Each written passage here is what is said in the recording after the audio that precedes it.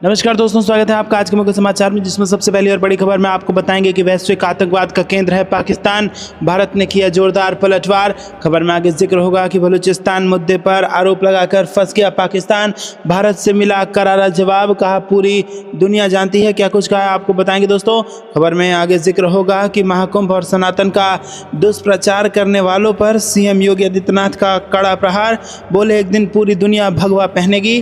खबर में आगे आपको बताएंगे कि मखाना संघ भोजपुरिया अंदाज, पीएम मोदी ने मॉरिशस दौरे से साध लिया बिहार का चुनाव। और आगे जिक्र होगा कि होली पर सीएम योगी बोले सनातन धर्म की ताकत हमारी आस्था, विपक्ष को बताया राम विरोधी। जी हाँ दोस्तों, हर एक खबर की गहराई में आपको ले जाएंगे, लेकिन उससे पहले आपसे निवेदन कि वीडियो कीजिए लाइक और चैनल को सब्सक्राइब करके बेल आइकन दबाकर कमेंट में लिखिए जय हिंद। रुक करते हैं सबसे पहली और बड़ी खबर की तरफ। वैश्विक आतंकवाद का केंद्र है पाकिस्तान, भारत का जोरदार पलटवार। जी हाँ दोस्तों, आपको बता दें कि भारत ने शुक्रवार को पाकिस्तान के विदेश मंत्रालय के उस दावे को सख्ती से खारिज कर दिया है जिसमें जाफर एक्सप्रेस ट्रेन के बलूचिस्तान में अपहरण में भारत की संभावित भूमिका का आरोप लगाया गया था। विदेश मंत्रालय के प्रवक्ता रणधीर जायसवाल ने कहा कि हम पाकिस्तान द्वारा लगाए गए निराधार आरोपों को खारिज करते हैं। पूरी दुनिया जानती है कि पाकिस्तान वैश्विक आतंकवाद का केंद्र है। पाकिस्तान को अपनी आंतरिक समस्याओं और असफलताओं का दोष दूसरों पर लगाने के बजाय अपने अंदर झांकना चाहिए। दोस्तों, आपको बता दें कि गुरुवार को पाकिस्तान के विदेश मंत्रालय के प्रवक्ता शफकत अली खान ने दावा किया था कि भारत अपने पड़ोसी देशों को अस्थिर करने की कोशिश कर रहा है और वैश्विक हथियारी अभियान चला रहा है। दोस्तों, रुक करते हैं अगली ब्रेकिंग न्यूज़ की तरफ। महाकुंभ और सनातन का दुष्प्रचार करने वालों पर सीएम योगी आदित्यनाथ का कड़ा प्रहार, बोले एक दिन पूरी दुनिया भगवा पहनेगी। जी हाँ दोस्तों, आपको बता दें कि उत्तर प्रदेश की राजधानी लखनऊ में आयोजित एक कार्यक्रम में मुख्यमंत्री योगी आदित्यनाथ ने एक बार फिर महाकुंभ और सनातन को दुष्प्रचार करने वाले विपक्षी नेताओं पर हमला बोला। योगी ने कहा, जो दुष्प्रचार में विश्वास करते हैं याद रखिए उन्हें हमेशा विपक्ष में ही रहना है, उनमें नकारात्मक ही इसीलिए भरी है। ये लोग क्या बोलेंगे शुद्धता के बारे में, जो स्वयं नख से सिर तक अशुद्ध हो, नकारात्मक हो, वो शुद्धता की दुहाई दे रहे हैं। माँ गंगा तो पवित्र है और पवित्र रहेगी। रुक करते हैं अगली ब्रेकिंग न्यूज़ की तरफ। मखाना संघ भोजपुरिया अंदाज, पीएम मोदी ने मॉरिशस दौरे से साध लिया बिहार का चुनाव। जी हाँ दोस्तों, आपको बता दें कि बिहार विधानसभा जैसे जैसे निकट आ रहा है, राजनीतिक सरगर्मी तेज होती चली जा रही है। ऐसे में प्रधानमंत्री नरेंद्र मोदी की हालिया मॉरिशस यात्रा ने सबका ध्यान खींचा है। यह यात्रा महज एक राजनयिक भेंट नहीं थी, बल्कि बिहार के मतदाताओं, खासकर भोजपुरी भाषी समुदाय को लुभाने की एक सोची समझी रणनीति का हिस्सा प्रतीत नजर आती है। मॉरिशस को अक्सर मिनी बिहार कहा जाता है क्योंकि यहाँ बड़ी संख्या में लोग 1834 से पूर्वी राज्य से मजदूर के रूप में बसाए गए थे। पीएम मोदी ने इस ऐतिहासिक रिश्ते को और मजबूत करने के लिए कई प्रतीकात्मक पहल की। उन्होंने मॉरिशस के प्रधानमंत्री प्रविंद जगन्नाथ को बिहार का प्रसिद्ध उत्पाद मखाना भेंट किया, जो हाल ही में भारत में चर्चा का विषय बना हुआ है। बता दें कि पिछले महीने के केंद्रीय बजट में सरकार ने मखाना बोर्ड की स्थापना की घोषणा की थी और इसका उद्देश्य मल्लाह समुदाय के वोटों पर नज़र रखना माना जा रहा है, जिनकी बिहार की राजनीतिक परिदृश्य में महत्वपूर्ण भूमिका है। दोस्तों, रुक करते हैं अगली ब्रेकिंग न्यूज़ की तरफ। होली पर सीएम योगी बोले सनातन धर्म की ताकत हमारी आस्था, विपक्ष को बताया राम विरोधी। जी हाँ दोस्तों, होली का त्यौहार धूमधाम से मनाया गया। मुख्यमंत्री योगी आदित्यनाथ ने होली के शुभ अवसर पर सभी प्रदेशवासियों को हार्दिक शुभकामनाएं दी। योगी ने कहा कि हमारी आस्था ही सनातन धर्म की ताकत है और इस परंपरा के जैसा कोई दूसरा धर्म नहीं है। सनातन धर्म सिर्फ एक आस्था नहीं बल्कि एक समृद्ध परंपरा है जो जीने का तरीका सिखाती है। उन्होंने विपक्ष पर करारा हमला बोला और उन्होंने कहा कि कुछ लोग सनातन धर्म को बदनाम करने की कोशिश कर रहे हैं, महाकुंभ के आयोजन पर सवाल उठा रहे हैं, लेकिन ये आयोजन हमारी एकता और आस्था का प्रतीक है। सत्ता में भागीदारी के लिए इन लोगों ने गौहत्या को बढ़ावा दिया। वो वही लोग हैं जो अयोध्या जैसे पवित्र स्थल पर भी सवाल उठाए। ये राम के विरोधी हैं और वो कहते हैं कि भारत कभी विकसित भारत नहीं बन सकता। उन्होंने इससे पोस्ट कर लोगों को शुभकामनाएं दी और कहा कि होली सिर्फ रंगों का नहीं बल्कि भाईचारे बढ़ाने और मतभेदों को खत्म करने का पर्व है। रुक करते हैं अगली ब्रेकिंग न्यूज़ की तरफ। होली के बाद काम पर लौटना होगा आसान, बिहार से चलेंगी कई स्पेशल ट्रेनें। जी हाँ दोस्तों, यहाँ पर होली के बाद बिहार से दूसरे राज्यों में जाने वाले प्रवासी कामगारों के लिए रेलवे ने राहत दी है। पटना से हैदराबाद, दरभंगा से दौराई, सहरसा से अमृतसर समेत अन्य शहरों के लिए त्यौहार स्पेशल ट्रेनें चलाई जा रही हैं। होली पर्व पर दिल्ली, मुंबई, हैदराबाद, कोलकाता समेत अन्य शहरों से बड़ी संख्या में लोग त्यौहार मनाने अपने घर आए हैं। बिहार की ट्रेनें और रेलवे स्टेशनों पर भारी भीड़ उमड़ रही है। शनिवार से उनकी वापसी शुरू हो जाएगी। ऐसे में रेलवे ने रेगुलर ट्रेनों के अतिरिक्त कुछ स्पेशल गाड़ियां भी चलाई हैं। दोस्तों रुक करते हैं अगली ब्रेकिंग न्यूज़ की तरफ। पीयूष गोयल ने अमेरिकी व्यापार प्रतिनिधि के साथ की बैठक, कहा हमारा दृष्टिकोण इंडिया फर्स्ट। जी हाँ दोस्तों, वाणिज्य मंत्री पीयूष गोयल ने शुक्रवार को बताया कि उन्होंने अमेरिका के व्यापार प्रतिनिधि जेमिसन ग्रीर के साथ बैठक की और इस दौरान उन्होंने दोनों देशों के लाभकारी व्यापार समझौते पर चर्चा की। गोयल ने एक्स पर बैठक की एक तस्वीर को साझा किया और लिखा कि भारत पहले, विकसित भारत और हमारी व्यापक रणनीतिक साझेदारी का मार्गदर्शन होगा। पीयूष गोयल पिछले हफ्ते अमेरिका में थे और उनसे पहले प्रधानमंत्री नरेंद्र मोदी ने अमेरिका का दौरा किया था और अमेरिकी राष्ट्रपति डोनाल्ड ट्रंप से मुलाकात की थी। दोनों नेताओं ने 2025 के अंत तक एक द्विपक्षीय व्यापार समझौते पर बातचीत की थी और उन्होंने इस बात पर भी सहमति जताई थी कि इन वार्ताओं को आगे बढ़ाने के लिए वरिष्ठ प्रतिनिधियों को नियुक्त किया जाएगा। रुक करते हैं अगली ब्रेकिंग न्यूज़ की तरफ। भारत बांग्लादेश की नौसेनाओं का बंगाल की खाड़ी में साझा अभ्यास, तनावपूर्ण संबंधों के बीच हुई एक्सरसाइज है बेहद खास। जी हाँ दोस्तों, यहाँ पर बताना जरूरी है कि भारत और बांग्लादेश की नेवी ने बंगाल की खाड़ी में साझा अभ्यास और गश्त किया है और इस हफ्ते हुई जॉइंट एक्सरसाइज का मकसद दोनों देशों की नौसेनाओं को समुद्री संचालन के लिए एक दूसरे के साथ तालमेल बनाने और जानकारी साझा करने के अवसर देना है। वहीं आपको बता दें कि बोंगो सागर 2025 नाम के इस अभ्यास से भारतीय नौसेना की ओर से INS रणवीर और बांग्लादेशी नेवी की ओर से BNS अबू उबैदा ने भाग लिया है। भारत और बांग्लादेश की नेवी बंगाल की खाड़ी में 2019 से बोंगो सागर के तहत संयुक्त गश्ती करती रही है, लेकिन मौजूदा अभ्यास दोनों देशों के बीच राजनयिक रिश्तों में तनाव के बीच हुआ है। रुक करते हैं अगली ब्रेकिंग न्यूज़ की तरफ। कुछ बड़ा होने वाला है, दिल्ली आ रहे हैं दुनिया भर के intelligence chief NSA Ajit Doval के संग होनी है मीटिंग। जी हाँ दोस्तों, अमेरिका, ब्रिटेन समेत दुनिया के 20 बड़े देशों के इंटेलिजेंस चीफ भारत आ रहे हैं। वो भारत की ओर से इंटेलिजेंस को लेकर आयोजित होने वाली कॉन्फ्रेंस में शामिल होंगे और इस मीटिंग की अध्यक्षता राष्ट्रीय सुरक्षा सलाहकार अजीत डोभाल करेंगे। कॉन्फ्रेंस में आतंकवाद और अंतर्राष्ट्रीय अपराधों से निपटने के लिए खुफिया जानकारी शेयर करने के तरीके बढ़ाने पर चर्चा हो सकती है। इसके इतर NSA डोभाल कई देशों के इंटेलिजेंस चीफ से पर्सनल मीटिंग भी करेंगे। दिल्ली में 16 मार्च को होने वाली इस मीटिंग में अमेरिका, ऑस्ट्रेलिया, जर्मनी, न्यूजीलैंड और अन्य देशों के इंटेलिजेंस चीफ और डिप्टी चीफ के शामिल होने की उम्मीद है। अमेरिकी राष्ट्रीय खुफिया निदेशक तुलसी गबार्ड, कनाडाई खुफिया प्रमुख डैनियल रॉजर्स और ब्रिटेन के MI6 प्रमुख रिचर्ड मूर भी इस मीटिंग में शामिल होंगे और ऐसे में कयास लगाए जा रहे हैं कि कहीं कुछ बड़ा होने वाला है, इसीलिए दुनिया के ताकतवर देशों के इंटेलिजेंस चीफ दिल्ली आ रहे हैं। रुक करते हैं अगली ब्रेकिंग न्यूज़ की तरफ। असम और मिजोरम के दौरे पर गृह मंत्री 8 राज्यों के CM के साथ करेंगे बैठक। जी हाँ दोस्तों, केंद्रीय गृह मंत्री अमित शाह पूर्वोत्तर के 3 दिवसीय दौरे पर शुक्रवार रात असम के जोरहाट पहुंचेंगे। उन्होंने बताया कि जोरहाट पहुंचने के तुरंत बाद शाह गोलाघाट जिले के देरगांव जाएंगे, जहां वो लचित बरफुकन पुलिस अकादमी में रात्रि विश्राम करेंगे। उन्होंने बताया कि शनिवार सुबह शाह मिजोरम रवाना होने से पहले अत्याधुनिक पुलिस अकादमी का उद्घाटन करेंगे।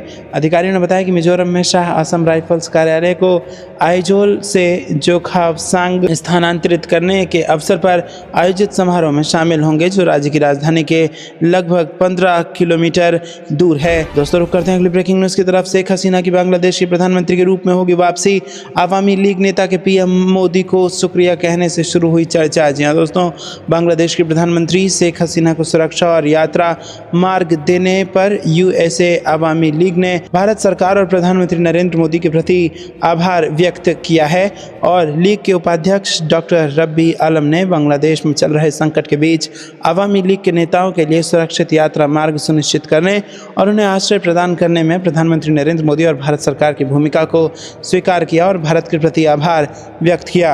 आपको क्या कुछ लगता है दोस्तों, कमेंट में जरूर बताइए। वीडियो को लाइक नहीं किया तो लाइक जरूर कीजिएगा। रुक करते हैं अगली ब्रेकिंग न्यूज़ की तरफ। पाकिस्तान मुंह दिखाने लायक नहीं रहा। ट्रेन हाईजैक में 154 सैनिक अब भी BLA के कब्जे में। भारत से सैन्य ताकत में पिछड़ा पड़ोसी। जी हाँ दोस्तों, आपको बता दें कि पाकिस्तान में ट्रेन हाईजैक मामले में अलग अलग दावे सामने आ रहे हैं। पाकिस्तानी फौज जहां ऑपरेशन खत्म होने के दावे कर रही है, तो वहीं जाफर एक्सप्रेस ट्रेन को हाईजैक करने वाली बलूचिस्तान लिबरेशन आर्मी ने दावा किया है कि उसके कब्जे में अभी पाकिस्तानी फौज के 154 जवान हैं। पाकिस्तान की सियासत हमेशा से भारत विरोधी रही है, ऐसे में वो ट्रेन हाईजैक मामले में भी भारत पर आरोप लगा रहा है। हकीकत यह है कि पाकिस्तान के आतंक को बढ़ावा देने के नतीजे अब दुनिया के सामने आ रहे हैं। उसके घर में ही अब विद्रोह सिर उठाने लगा है। बलूचों पर अत्याचार ने उसकी पोल दुनिया के सामने खोलकर रख दी है। दोस्तों, रुक करते हैं अगली ब्रेकिंग न्यूज़ की तरफ। अब घुसपैठियों की खैर नहीं, मोदी सरकार बनाने जा रही है नया इमिग्रेशन कानून। जी हाँ दोस्तों, केंद्रीय गृह मंत्रालय ने मंगलवार को लोकसभा में आव्रजन एवं विदेशी विधेयक पेश किया और इस विधेयक का उद्देश्य भारत के मौजूदा आव्रजन कानून को आधुनिक और मजबूत बनाना है। इसकी मदद से अवैध घुसपैठियों से निपटने और निर्धारित सीमा से अधिक समय तक रहने वाले विदेशियों पर नजर रखना आसान होगा। बता दें कि कुछ वर्ष पहले भारत में अवैध घुसपैठ की समस्या विकराल हुई है और बांग्लादेशी और रोहिंग्या घुसपैठी सबसे बड़ा मुद्दा है। इससे न केवल राष्ट्रीय सुरक्षा को खतरा बल्कि संसाधनों पर भी बोझ पड़ने का डर है। नए विधेयक में कड़ी सजा और भारी भरकम जुर्माने का प्रावधान है। वीजा शर्तों का उल्लंघन करने पर विदेशियों को भारी जुर्माना चुकाना पड़ेगा। अवैध घुसपैठियों को वापस भेजने की प्रक्रिया को सरल बनाया गया है। दोस्तों, आपको बता दें कि यहाँ पर ये विधेयक सरकार को देश की सुरक्षा और संप्रभुता के खतरे की स्थिति में किसी भी विदेशी को देश में प्रवेश देने या नहीं देने की अनुमति देगा। विधेयक में विदेशी व्यक्ति की बायोमेट्रिक जानकारी जुटाने की अनुमति भी दी गई है। पारित होने के बाद ये विधेयक मौजूदा 4 कानूनों की जगह ले लेगा। रुक करते हैं कि ब्रेकिंग न्यूज़ की तरफ। राम मंदिर के बाद अब सीता माता मंदिर की बारी। बिहार चुनाव से पहले अमित शाह ने कर दिया है बड़ा ऐलान। जी दोस्तों, बिहार में इसी साल अक्टूबर नवंबर में विधानसभा चुनाव होने हैं, लेकिन इससे पहले सत्तारूढ़ भाजपा ने चुनाव की जोरदार तैयारी शुरू कर दी है। यही वजह है कि बीजेपी मिथिला क्षेत्र के सीतामढ़ी में सीता मंदिर के जीर्णोद्धार को अपने प्रमुख चुनावी मुद्दों में से एक बनाना चाहती है। हालांकि भारतीय जनता पार्टी की इस कोशिश को लेकर राज्य के सभी राजनीतिक दलों ने तीखी प्रतिक्रियाएं दी हैं। मुख्य विपक्षी दल राष्ट्रीय जनता दल ने कहा कि भाजपा को सीता मंदिर के जीर्णोद्धार का श्रेय नहीं लेना चाहिए। वहीं भाजपा के प्रमुख सहयोगी दल जनता दल यूनाइटेड ने मुख्यमंत्री नीतीश कुमार के नेतृत्व में इस परियोजना के लिए केंद्र से और अधिक धनराशि की मांग कर दी है। पिछले रविवार को अहमदाबाद में आयोजित शाश्वत मिथिला महोत्सव 2025 कार्यक्रम को संबोधित करते हुए केंद्रीय गृह मंत्री अमित शाह ने कहा कि हमने अयोध्या में राम मंदिर का निर्माण तो कर दिया, अब बिहार में भव्य सीता मंदिर बनाने का समय आ गया है। ये भव्य मंदिर देवी सीता द्वारा अपने जीवन में अपनाए गए आदर्शों का संदेश देगा। हम बिहार में निश्चित रूप से मां जानकी मंदिर का निर्माण करेंगे। मैं मिथिला के लोगों को आमंत्रित करता हूं कि वो बिहार में मेरे साथ आएं, जहां हम विधानसभा चुनाव से पहले डेरा डालेंगे। रुक करते हैं ब्रेकिंग न्यूज़ की तरफ। चुनाव से पहले आरजेडी कांग्रेस का गठबंधन टूट जाएगा और असली होली नवंबर में मनेगी, चिराग पासवान का बयान। जी हां दोस्तों, आपको बता दें कि केंद्रीय मंत्री और लोक जनशक्ति पार्टी रामविलास के प्रमुख चिराग पासवान ने दावा किया कि बिहार विधानसभा चुनाव 2025 के महागठबंधन बिखर जाएगा और राष्ट्रीय जनता दल और कांग्रेस की राह अलग हो सकती है और वो लोग अलग ही चुनाव लड़ेंगे। उन्होंने दावा किया कि आगामी चुनाव में एनडीए को ऐतिहासिक जीत मिलेगी, गठबंधन की हार तय है, असली होली नवंबर में ही मनेगी। चिराग पासवान ने राजधानी पटना में मीडिया से बातचीत के दौरान बुधवार को विपक्षी दल आरजेडी के सुप्रीमो लालू यादव एवं नेता प्रतिपक्ष तेजस्वी यादव पर जमकर निशाना साधा। उन्होंने कहा कि कुछ नेताओं को ऐसा लगता है कि पूरा बिहार उनके ही परिवार का है। ऐसे लोगों को चुनाव में हकीकत से पाला पड़ेगा। बिहार की जनता ने एनडीए को भारी समर्थन के साथ सरकार बनाने का फिर से अवसर देगी। रुक करते हैं अगली ब्रेकिंग न्यूज़ की तरफ। क्या बिहार में चुनाव लड़ेंगे अमित शाह के बेटे जय शाह? पटना में लगे ये पोस्टर। जी हाँ दोस्तों, रोहित शर्मा की अगुवाई में टीम इंडिया ने जब से चैंपियंस ट्रॉफी जीती है तब से अमित शाह के बेटे जय शाह सोशल मीडिया पर ट्रेंड कर रहे हैं।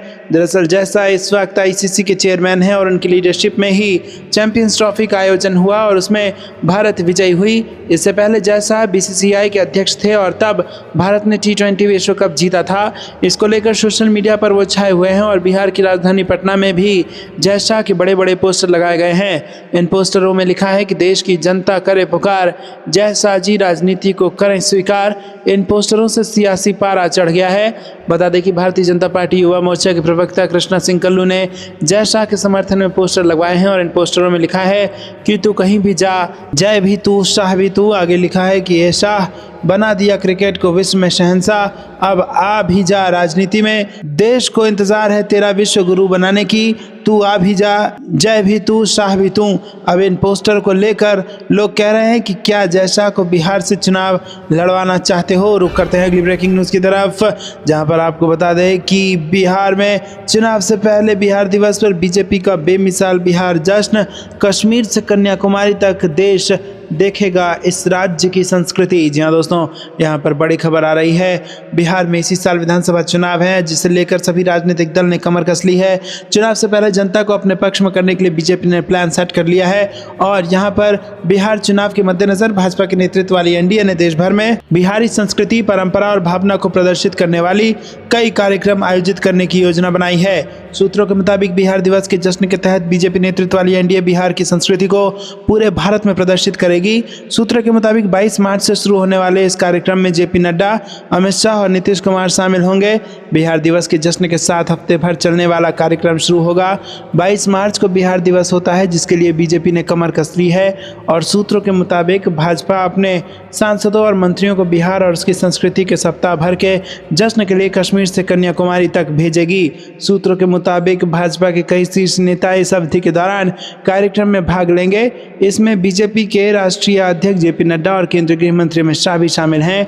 बीजेपी नेताओं के अलावा सभी गठबंधन सहयोगियों के टॉप नेता भी इसमें भाग लेंगे। सूत्रों की माने तो नीतीश कुमार और चिराग पासवान भी इस कार्यक्रम में शामिल होंगे। खबरों के मुताबिक इस कार्यक्रम में यह भी बताया जाएगा कि कैसे डबल इंजन सरकार ने बिहार के विकास के लिए निरंतर और अथक प्रयास किया है। रुक करते हैं अगली ब्रेकिंग न्यूज़ की तरफ। पीएम बनकर आ रही है शेख हसीना, जहां से आए हैं वहीं चले जाएं। अवामी लीग नेता ने मोहम्मद यूनिस को दी चेतावनी। जी हाँ दोस्तों, आपको बता दें कि बांग्लादेश की अपदस्थ प्रधानमंत्री शेख हसीना के करीबी सहयोगी और यूनाइटेड स्टेट्स अवामी लीग के उपाध्यक्ष रब्बी आलम ने बुधवार को कहा कि वो प्रधानमंत्री के रूप में देश में वापस आएंगी। समाचार एजेंसी से बात करते हुए उन्होंने बांग्लादेश की अंतरिम सरकार के मुखिया मोहम्मद यूनुस से कहा कि वो जहां से आए हैं वहीं वापस चले जाएं। आलम ने बांग्लादेश के वर्तमान हालातों पर चिंता जताई और कहा कि देश पर हमला हो रहा है, जिसे रोकने के लिए अंतर्राष्ट्रीय समुदाय को आगे आना चाहिए। उन्होंने कहा कि बांग्लादेश पर हमला हो रहा है और अंतर्राष्ट्रीय समुदाय को इस पर ध्यान देना चाहिए।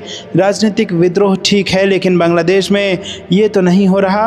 बांग्लादेश में जो हो रहा है वो आतंकियों का विद्रोह है। रुक करते हैं कि ब्रेकिंग न्यूज़ की तरफ। जम्मू कश्मीर की 2 पार्टियों पर मोदी सरकार ने लगाया बैन। उधर बिलबिलाने लगा पाकिस्तान और दुनिया की सबसे बड़ी डेमोक्रेसी को पढ़ाने लगा लोकतंत्र का पाठ। जी हाँ दोस्तों, भारत सरकार ने जम्मू कश्मीर के 2 अलगाववादी संगठनों जम्मू कश्मीर अवामी एक्शन कमेटी और जम्मू कश्मीर इत्तेहादुल मुसलमीन को 5 साल के लिए गैरकानूनी संगठन घोषित कर दिया है। इस फैसले से पाकिस्तान भड़क गया है और उसने भारत के खिलाफ तीखी प्रतिक्रिया व्यक्त की है। आपको जानकारी के लिए बता दें कि भारत सरकार ने कश्मीर में अलगाववादी गतिविधियों को रोकने और राष्ट्रीय अखंडता को बनाए रखने के लिए प्रतिबंध लगाया है। गृह मंत्रालय ने प्रतिबंध के पीछे राष्ट्रीय सुरक्षा, संप्रभुता और अखंडता को खतरे को मुख्य कारण बताया है। पाकिस्तानी विदेश मंत्रालय ने एक बयान जारी कर भारत के फैसले को लोकतांत्रिक मूल्यों और मानवाधिकारों का उल्लंघन बताया। पाकिस्तानी विदेश मंत्रालय ने कहा कि एएसी का नेतृत्व कश्मीर के प्रमुख धार्मिक नेता मीरवाइज उमर फारूक कर रहे हैं। जेकेआईएम की स्थापना मौलाना मोहम्मद अब्बास अंसारी ने की थी, जो 2022 तक इसके प्रमुख थे। रुक करते हैं अगली ब्रेकिंग न्यूज़ की तरफ। भाजपा की प्रचंड जीत से पीएम मोदी और अमित शाह गदगद, सीएम सैनी की जमकर कर दी तारीफ। जी हां दोस्तों, हरियाणा नगर निकाय चुनाव में भाजपा ने प्रचंड जीत हासिल की है। प्रदेश के 10 नगर निगमों में से 9 पर भाजपा ने अपना परचम लहराया, जबकि नवगठित मानेसर नगर निगम में निर्दलीय उम्मीदवार ने चुनाव जीता है। इसके साथ ही कांग्रेस का निकाय चुनाव में सूपड़ा साफ हो गया है। विधानसभा चुनाव के 5 महीने बाद हुए निकाय चुनाव में एक तरफा जीत का पूरा श्रेय मुख्यमंत्री नायब सिंह सैनी को दिया जा रहा है। यहां तक कि प्रधानमंत्री नरेंद्र मोदी और केंद्रीय गृह मंत्री अमित शाह ने इस जीत के लिए मुख्यमंत्री नायब सैनी को सूत्रधार बताया है। आपको क्या कुछ लगता है दोस्तों, कमेंट में जरूर बताइए। वीडियो को लाइक नहीं किया तो लाइक जरूर कीजिएगा। रुक करते हैं अगली ब्रेकिंग न्यूज़ की तरफ। पाकिस्तानी ट्रेन हाईजैक पर पाकिस्तान ने बताया भारत का हाथ, विद्रोहियों के सामने बेबस, शहबाज सरकार का है ये नया पैंतरा। जी हाँ दोस्तों, यहाँ पर पाकिस्तान के बलूचिस्तान प्रांत में हुई ट्रेन हाईजैक की घटना को 24 घंटे से ज़्यादा हो गए हैं और विद्रोहियों के सामने पाकिस्तानी हुकूमत बेबस नजर आ रही है। विद्रोही गुट के खिलाफ पाकिस्तानी सेना जमीनी ऑपरेशन में अपने कई जवान खो चुकी है। विद्रोहियों की यात्रियों को धमकी देने के बाद शहबाज सरकार एयर स्ट्राइक की सोच रही है और पूरे घटनाक्रम में बेबस नजर आ रही है। पाकिस्तान की सरकार ने अब अपनी नाकामी का ठीकरा भारत पर फोड़ना शुरू कर दिया है। शहबाज के राजनीतिक सलाहकार का आरोप है कि इसमें भारत का हाथ है। पाकिस्तानी टीवी चैनल डॉन से बातचीत में शहबाज के राजनीतिक सलाहकार राणा सनाउल्लाह ने कहा कि हाँ, भारत कर रहा है, इसमें कोई शक नहीं है। उन्हें अफगानिस्तान जैसा एक सुरक्षित ठिकाना मिला हुआ है। तालिबान के सत्ता में आने से पहले उन्हें ये घातक हमले करने के अवसर नहीं मिलते थे, लेकिन अब उनके अभियानों में बढ़ोतरी हुई है क्योंकि अफगानिस्तान में उन्हें घात लगाकर हमला करने की सुविधा मिल रही है। हमने सरकारी स्तर पर अफगानिस्तान से कहा है कि इस गतिविधि को रोको, नहीं तो हम वहां जाकर उन ठिकानों को निशाना बनाएंगे। रुक करते हैं अगली ब्रेकिंग न्यूज़ की तरफ। चीन के बाहर पैदा होगा मेरा उत्तराधिकारी, दलाई लामा ने बढ़ाई शी जिनपिंग की टेंशन, जिसके बाद तिलमिला उठा चीन। जी हाँ दोस्तों, दलाई लामा ने कहा कि उनका उत्तराधिकारी चीन के बाहर पैदा होगा। अपने नई पुस्तक में यह लिखकर आध्यात्मिक गुरु ने 6 दशक से बीजिंग के साथ उनके विवाद को और हवा दे दी है, जो हिमालयी क्षेत्र में पड़ने वाले तिब्बत पर चीन के नियंत्रण के चलते उपजा